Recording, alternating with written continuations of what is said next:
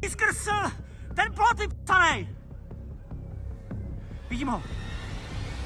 This is David Kozák, who is currently standing on top of the building of Charles University in the heart of Prague, Czech Republic, with a semi-automatic rifle in his hand. He is determined to take the life of anyone who crosses his path, regardless of who they are. David Kozák, a 24-year-old student from the Faculty of Arts at Charles University, came from the small village of Hostoň, about half an hour from the center of Prague. According to acquaintances, he was very intelligent but introverted and reclusive, hesitating to form social relationships. His classmates knew him as a smart but lonely student. At the faculty, he studied history with a focus on Polish history, and in April 2023 he even received the Marian Šíkovský Award from the Polish Institute in Prague in the category of Best Bachelor's Thesis. According to psychologists who analyzed his behavior, he suffered from long-term issues with self-confidence and felt excluded from the group. Kozák's family situation was also quite complicated. He lived in a house with his parents, with whom he had a cold relationship. Investigators found that Kozák spent hours on online forums and social media, seeking recognition and venting his frustration. He was on the brink of collapse when, suddenly on December 7th, 2023, everything changed. In the Russian city of Bryansk, 14-year-old Alina Afaniskina enters her high school building just after 9 a.m. and begins shooting. She kills one girl and injures 5 other students and then takes her own life. Like David, Alina had been pushed to the edge of society, and this act was the final straw that David needed. He was deeply inspired by the shooting, and just 2 days later, on December 9th, he created a private Telegram channel. There he writes, "This will be my diary as I move towards a school shooting. I was very inspired by Alina, very much. Damn, it's fucked up, she certainly didn't enough. I'll try to fix it. Let me introduce myself. My name is David. I want to do a school shooting and possibly a suicide. Alina Afaniskina helped me very much. I always wanted to kill. I thought I would become a maniac in the future. Then, when illness did the shooting, I realized that it was much more profitable to do mass murders rather than serial ones. I sat, waited, dreamed, wanted, but Alina became the last point. It was as if she had come to my aid from heaven just in time. This channel will be closed for a long time. I wanted to make it open initially, but then I read some instructions that it would be better to open the channel a few hours before the shooting. I'll probably do that. This channel is a diary where I will talk about my life before the shooting. Everyone just hated me, hates me, and will continue to hate me. I don't give a fuck because it's mutual. I will delete some messages from the diary because sometimes in the state of passion I write such cringe, or something personal. I'm forgetting that they will read it in the future. It's a crap day, it's a crap life. I'm drinking tea and want to shit myself. I hate the world and want to leave as much pain as possible. Fucking creatures. I hear ringing in my ears, like some kind of fucking fireflies. I want to rip my ears out. Although information about the shooting appeared on the internet 12 days before the attack, no one was able to prevent it. Shortly after noon, David's friend receives a message in which he expresses suicidal thoughts. The friend immediately calls the emergency hotline, which passed this notification to the Czech police at 12:19. The police tracked down David's phone location and immediately headed to his house in Hostoň. However, instead of David, they found his father, lying dead in his bedroom. The police also discovered explosives at the scene, which were meant to activate upon entering the building. Fortunately, this did not happen, and the police safely removed the explosives. At 13:15, an arrest order was issued for David under suspicion of murder.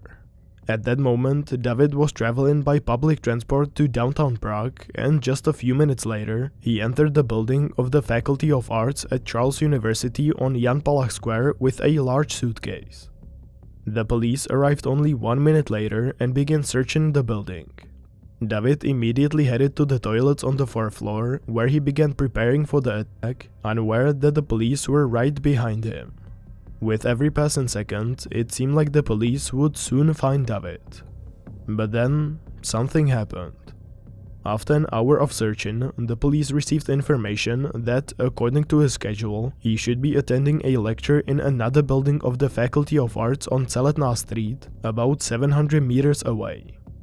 All patrols were called away from the building at Jan Palach Square, and all attention shifted to the building on Celetná.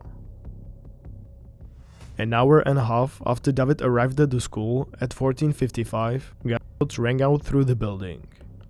David carefully planned the attack.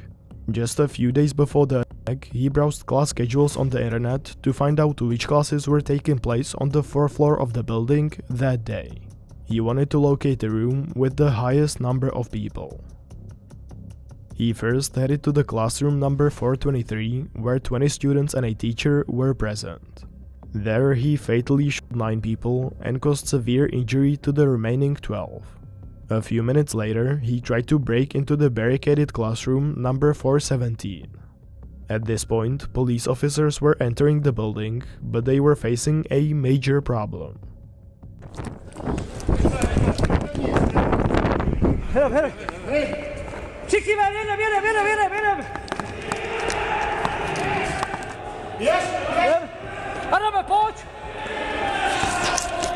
The shooter is currently on the 4th floor of the building, but the police are unfamiliar with the building's layout and don't know how to get to him. Ve 4. patře, zatím negativní, provádíme prohlídku. Hele, drž chodbu tady, jo? Before they can solve this problem, however, a second problem arises. Informace, že je na střeše! Kluci, informace, že je na střeše! Je na střeše, Máš ho? Nemám.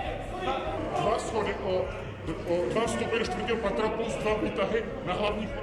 David climbs onto the roof of the Faculty of Arts and begins shooting at people in the surrounding streets. Including the students, the police started escorting out of the building. Má dlouhou a balistiku! Na střeše, levo, filozofická fakulta!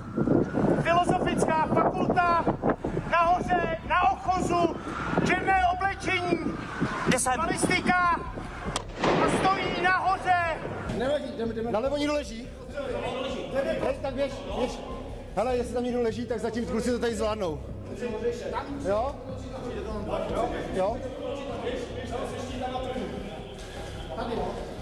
Bacha, jde nahoru!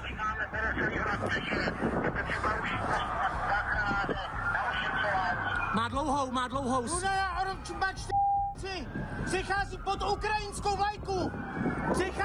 ukrajinskou vlajku, opakuju. Třeba abych ho smáhnul odsud. Je tam, bacha, bude střílet.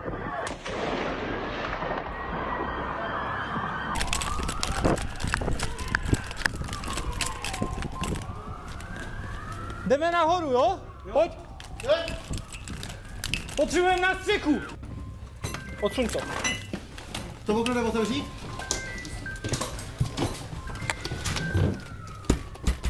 To nepůjde. Bacha. Mám ho. Máš ho? Vzdává se. Máš pozitivní nástřelce? Hazel z okna. Zvednu ruce nebo ne? Jo. Potvrdíš mi to? Dlouhou zbraň odhodila s optikou. Určitě? Jo. Zabil se. Co? Zabil se. Probil si hlavu. Jo. Teď. David stays there for a long 8 minutes, and just before the police arrive, he takes his own life.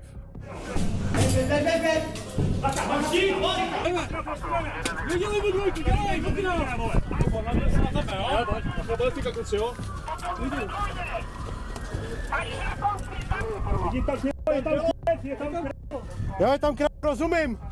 Neotáčí to, může tam být pino, zajistíme to. Policie! Policie!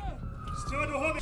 Okay, we will cover, you will go like this, through the wall, turn left down, okay?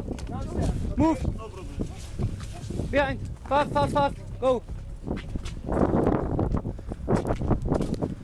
Go on the stairs, on the stairs. The number of victims climbed to 14 people, with an additional 25 injured. This is the largest mass shooting in the history of the Czech Republic and one of the most tragic in all of Europe. Several victims were posthumously honored for their bravery during the attack. These included a student who tried to protect others and a professor who attempted to calm the attacker. Immediately after the event, the government declared a national day of mourning, and the President of the Republic delivered speeches expressing solidarity with the victims' families. The Faculty of Arts closed its campus and cancelled classes for the remainder of the semester. Students and citizens of Prague lit thousands of candles at a memorial site in front of the faculty building. Calls to restrict gun ownership and increase mental health support in schools began to spread on social media. This brings up one important question.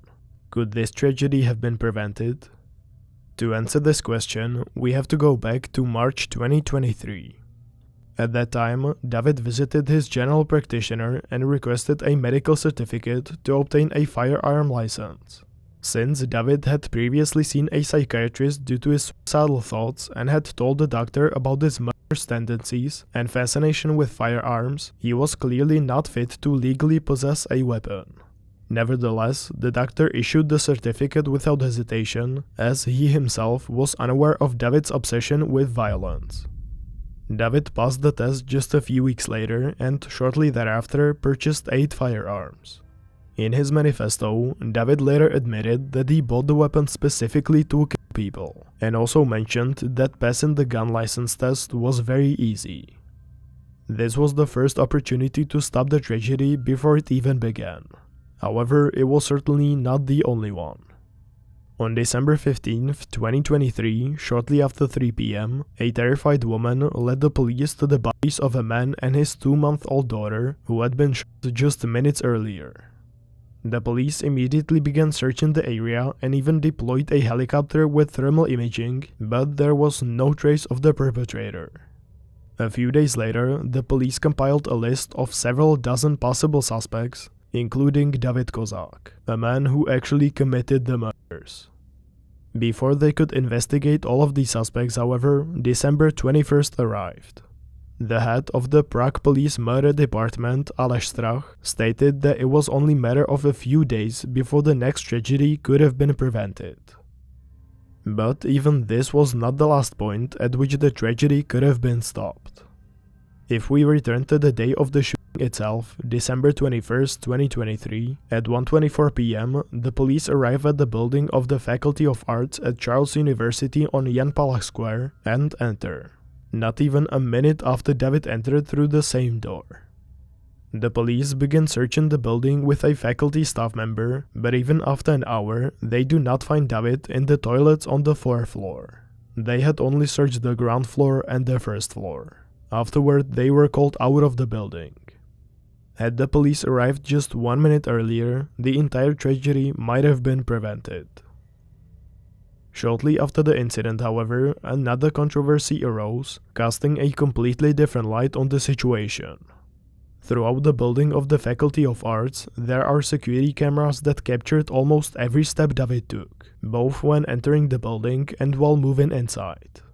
So, why didn't the police present request footage from these cameras to more easily locate the perpetrator?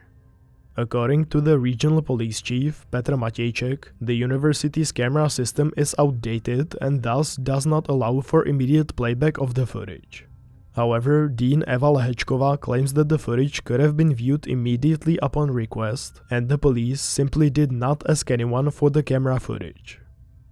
Which of these two statements is true remains unknown to this day, but this is not the only dispute regarding the police's action.